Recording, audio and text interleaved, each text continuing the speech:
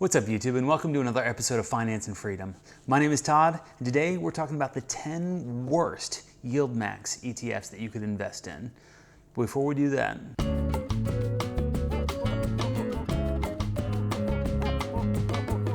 all right, so I think this video is important because it's good to know that YieldMax doesn't create everything that's just magical and unicorns is going to make you a ton of money. There's actually quite a few ETFs that they have that don't do very well. And a lot of them are the ones that short stocks. The stock market itself has been doing really well this year, and if you're shorting stocks, you're probably not doing all that great.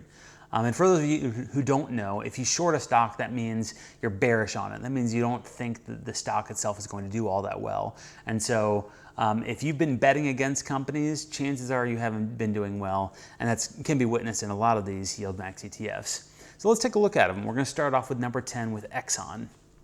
You can see if you invested $10,000 1 year ago, you would have a total of $9,126.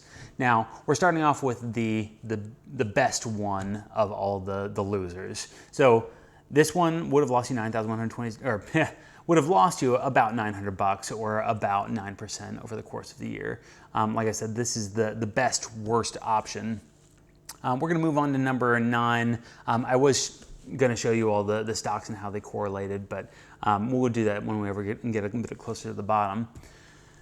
Moving on to number 9, if you invested in PayPal or PYPY, the correlating stock is PYPL or PayPal, you would have lost a similar amount, about 9%. Moving on to number 8, the Nasdaq 100. But you can see here, it's shorting the Nasdaq 100. So let's take a look at the Nasdaq 100 and see how it's performed over the last year. Yeah, we're up 23.46% over the last year. So if you shorted the Nasdaq 100, chances are you're not doing all that well, and that's exactly what happened with this YieldMax ETF, is they're shorting those stocks, and it didn't perform well. You'd be losing out on about 12% over the course of the last year. Not great. Moving on to the next one, number 7. Losing about 17% over the course of the last year. If you invested $10,000, you'd be down to $8,297.36. You can see it says NAN, that stands for not a number.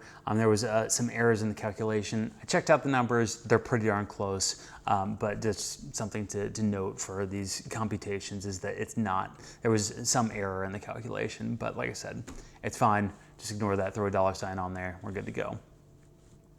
Number 6, SMCI, or SMCY is YieldMax's version. The correlating stock is SMCI.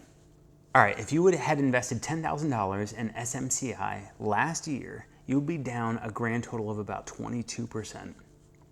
And trust me, it gets even worse as we move on here. Title Trust is an ETF. They have several. It's kind of like the S&P 500, where there's a bunch of ETFs that cover the S&P 500. But Title Trust on SMCY has not done well, and I believe there's another one in here as well that did not perform well. All right, so the next one is number 5. It's shorting Nvidia. As I'm sure many of you know, Nvidia has been on a tear this year. It's mostly because of AI technology. Nvidia is making a lot of graphics cards and things that are very good with computational things and chips, and it's performing very well this year. And so this, called DIPS or DIPS, it is actually shorting Nvidia. And that's not a good bet right now. And I don't think it's going to be a good bet for the foreseeable future, just because AI is just on an upward trajectory for the foreseeable future. And so this would be a bad one to invest in. You would have lost 44% of your income over the course of the last year. And like I said, if you're in this one, get out, because AI is just on the up and up, and is just going to keep on going up. And if you're shorting that, then it's a losing battle. All right, moving on to the next one, number 4. This is where things start getting worse and worse. AI, actually, which is kind of funny. I actually tried to find the correlating stock on this one, and I had trouble finding what it actually attaches itself to, because, like I just said, AI is on the up and up. You'd think this one would be performing really well. I didn't see any specific stock this was attached to, and so I'm not sure exactly why this one's doing so poorly, but it is doing poorly. And so if you're invested in AIYY, get out while you can. It's been hemorrhaging money for the last year. Like I said, down about 44% over the year. And this is all with dividends reinvested. I'm not sure if I said that before, but this is, dividends reinvested. So this isn't even just taking your money out. This is a loser. Moving on to the next one, Tesla short. Now I mentioned earlier in the video, if you're shorting stocks, it's probably not going to go well for you. I know that a lot of people don't care for Elon Musk and are shorting Tesla, and they're like, oh no, this company's going down the drains. Well, that hasn't happened. In fact, let's pull up the Tesla stock and see how it's done in the last year.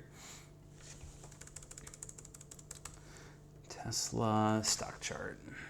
Okay, over the course of the last year, even with all the people hating on Tesla because of the Doge aspect, we're still up 72% over the last year.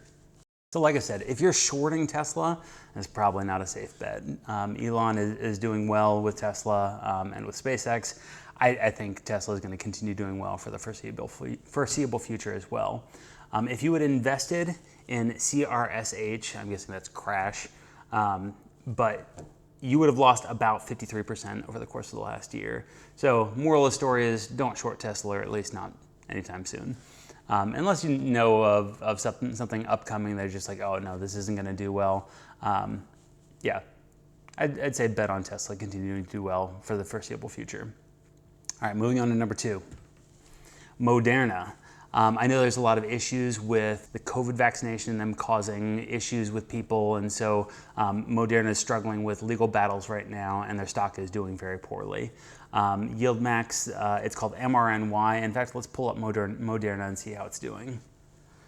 Moderna stock. Okay, over the last year, we're looking at a drop of 66%-ish. Yeah, it's not doing well. It's a sinking ship. I'm not saying that it won't, have an upward swing after all of this drop off of this drama once they get through the court filings, but right now it is not looking good. You would have lost about 63% of your money over the course of the last year. So that's not a good option either. Last one. It's number 1, short Coinbase. I'm sure many of you know that Coinbase has done really well this last year. In fact, all of cryptocurrency has done really well. If you had invested $10,000 in this, you'd have a total of $3,712 left. Again, that's with dividends reinvested. That's a pretty big loss, and that's only if you did 10,000. I'm sure many people have done even more than that. Coinbase, like I said, is doing really well, and actually if you wanted to invest in the opposite, not shorting Coinbase, they have one called Coney, and that one has performed very well, and I've actually got some of that myself.